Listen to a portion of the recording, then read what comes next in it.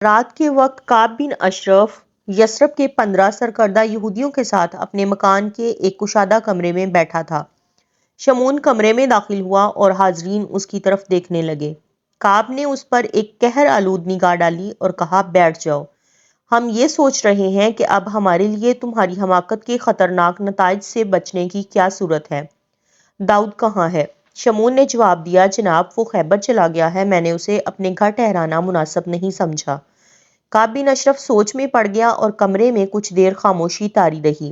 بالآخر ایک یہودی نے کہا، یہ واقعہ بہت افسوسناک ہے، لیکن آپ کو زیادہ فکر مند نہیں ہونا چاہیے۔ میں اوس و خزرج کے کئی آدمیوں سے مل چکا ہوں اور پورے وثوق کے ساتھ کہہ سکتا ہوں کہ ایک دوسرے کے خلاف ان کے جذبات وہی ہیں جو پہلے تھے۔ آپ کو ان کی طرف سے کسی ناخوشگوار رد عمل کا اندیشہ نہیں ہونا چاہیے۔ کعب نے کہا، میرے لیے یہ معمولی واقعہ نہیں کہ قبیلہ اوس کے ایک آدمی نے خزرج کے ایک آدمی کی جان بچائی ہے اور قبیلہ خزرج کے 2 افراد نے اس کے حق میں گواہی دی ہے، اور یہ واقعہ بھی میرے لیے معمولی نہیں کہ انہوں نے برسوں کے بعد ہماری آنکھوں میں آنکھیں ڈال کر بات کرنے کی جرت کی ہے۔ دوسرے یہودی نے کہا، جناب اگر آپ کو یہ اندیشہ ہے کہ اوس اور خزرج پرامن ہو گئے ہیں تو انہیں کل ہی ایک دوسرے کے خلاف مشتعل کیا جا سکتا ہے۔ آپ نے جواب دیا، تم ان لوگوں کو سراسر احمق سمجھنے کی غلطی نہ کرو۔ یہ تمہارا کمال نہیں کہ وہ مدت سے ایک دوسرے کا گلا کاٹ رہے ہیں۔ خاندانی منافرت، خونخواری اور انتقام جو ان کی سرشت میں شامل ہے، لیکن فرض کرو کہ اگر وہ اپنی بقا کے لیے متحد ہو جائیں اور تمہیں اپنا مشترک دشمن سمجھ لیں تو تمہارا انجام کیا ہوگا؟ ایک یہودی سردار نے کہا، آسمان پر 2 سورج نکل سکتے ہیں لیکن اوس و خزرج متحد نہیں ہو سکتے۔ آج ان کا کوئی خاندان ایسا نہیں جو اپنے کسی نہ کسی عزیز کے قتل کا انتقام لینے کے لیے بے چین نہ ہو۔ جب تک ان کا یہ ایمان ہے کہ مقتول کا انتقام نہ لیا جائے تو اس کی قبر میں اندھیرا چھایا رہتا ہے اور مرنے والوں کی روحوں کی پیاس صرف دشمن کے خون سے بجھائی جا سکتی ہے، ہمیں ان کے پرامن یا متحد ہونے کا کوئی خدشہ نہیں۔ جب تک اہل عرب میں قبائلی برتری کا احساس موجود ہے وہ کبھی ایک نہیں ہو سکتے۔ کعب نے کہا، یہ درست ہے کہ عرب ضدی اور جاہل ہیں اور اپنی جہالت و گمراہی پر فخر بھی کرتے ہیں، لیکن تم نے شاید یہ نہیں سنا کہ مکہ میں ایک شخص جس نے نبوت کا دعویٰ کیا ہے اس جہالت اور بے راہ روی کے خلاف آواز بلند کر چکا ہے۔ انہیں اصنام پرستی، بے حیائی، جھوٹ، لوٹ مار اور قتل و غارت سے منع کرتا ہے۔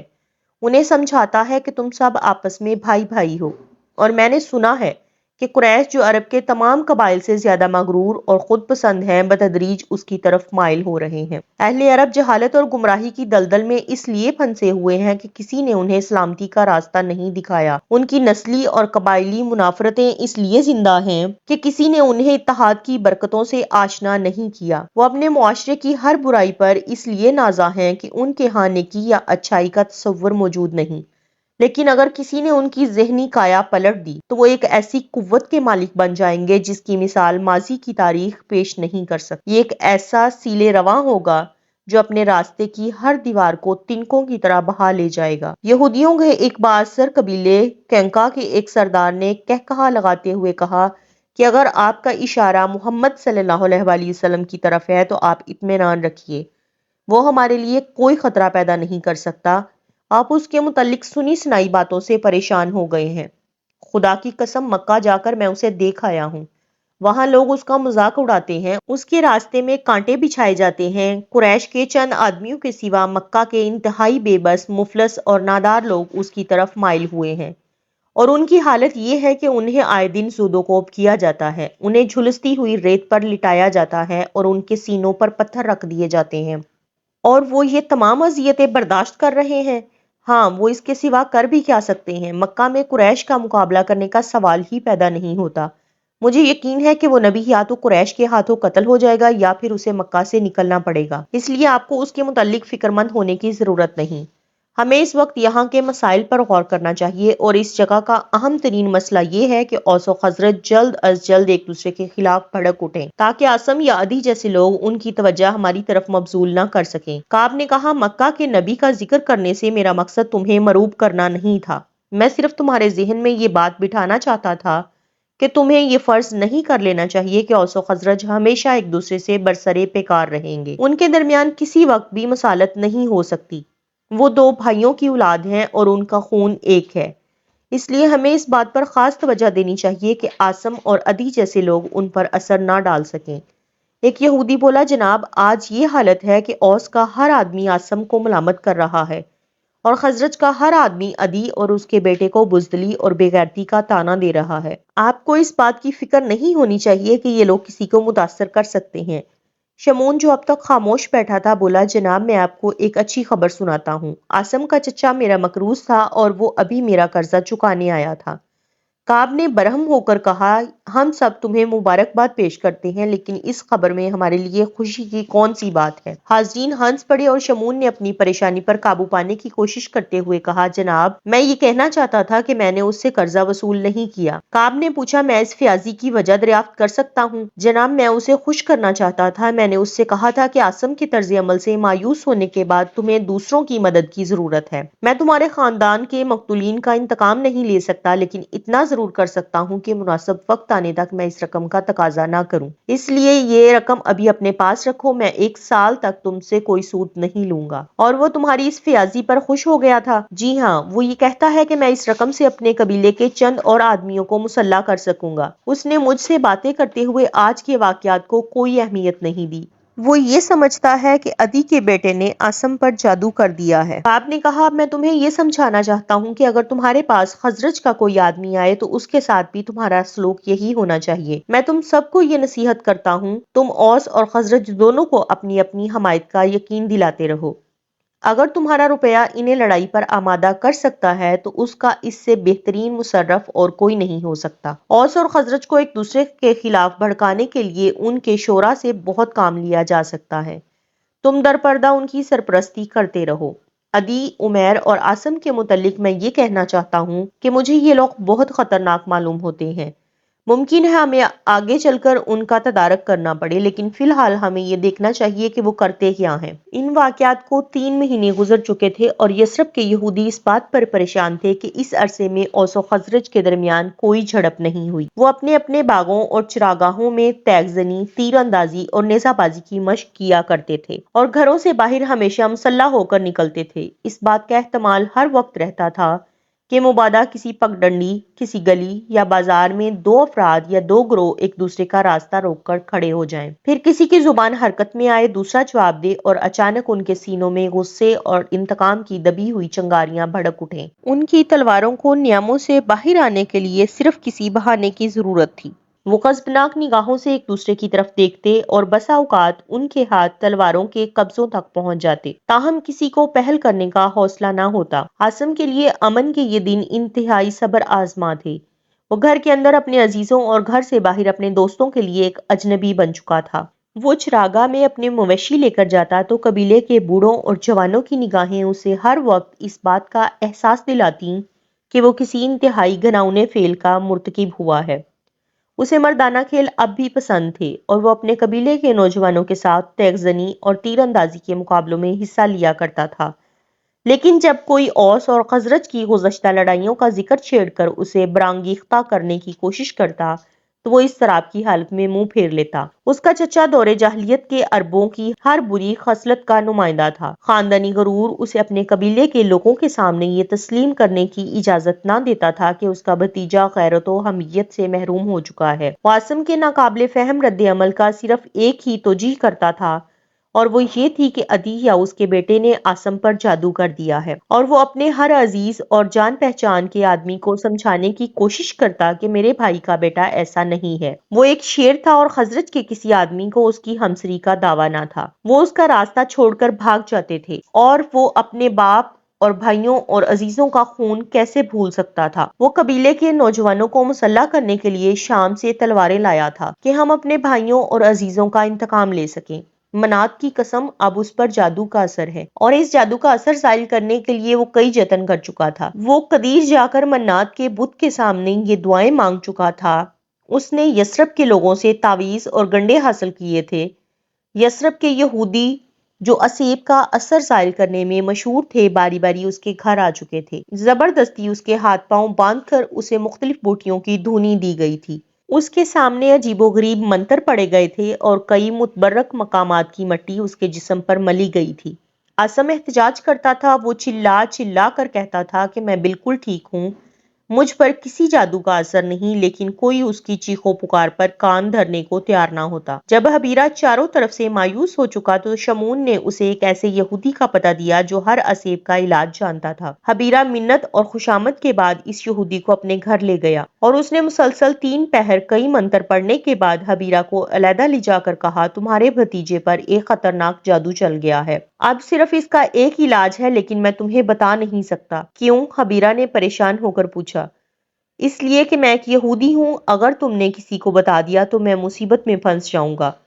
جب حبیرہ نے باری باری عرب کے تمام بتوں کا نام لے کر یہ قسم کھائی کہ میں کسی سے آپ کا ذکر نہیں کروں گا، تو یہودی نے کہا، اگر عاصم اپنے ہاتھ سے جادو کرنے والے کو قتل کر دے اور اس کے بعد خون آلود تلوار میرے پاس لے آئے تو میں فوراً اس جادو کا اثر زائل کر دوں گا۔ لیکن جادو کس نے کیا ہے یہ معلوم کرنا آپ کا کام ہے۔ میں صرف یہ بتا سکتا ہوں کہ ایسا جادو کسی خطرناک دشمن کو زیر کرنے کے لیے کیا جاتا ہے۔ میں اس دشمن کو جانتا ہوں۔ اس کے بعد حبیرہ کے سامنے زندگی کا سب سے بڑا مسئلہ عاصم کو عدی اور اس کے بیٹے کے قتل پر آمادہ کرنا تھا، اور اس مقصد کے لیے وہ باری باری اپنے قبیلے کے ان تمام شعراء کو گھر لایا تھا جن کا آتشی کلام عاصم کے دل میں غصے اور انتقام کی آگ بھڑکا سکتا تھا۔ یہ شعراء اس کے باپ اور بھائیوں کے دردناک قتل کے واقعات بیان کرتے تھے، ان کی قبر کی تاریکی کا ہولناک منظر کھینچتے تھے، ان کی پیاسی روحوں کی فریاد سناتے تھے جو دشمن کے خون کے لیے پکار رہی تھیں۔